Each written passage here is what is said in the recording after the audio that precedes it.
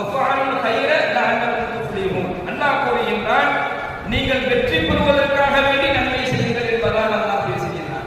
நீங்க செய்யக்கூடிய ஒரு சின்ன சின்ன நன்மையான காரியங்களாக இருந்தாலும் நீங்க என்ன செய்து அந்த காரியத்தை செய்யணும்னு சொன்னா நான் அல்லாஹ்விடத்தில் வெற்றி பெற வேண்டும்.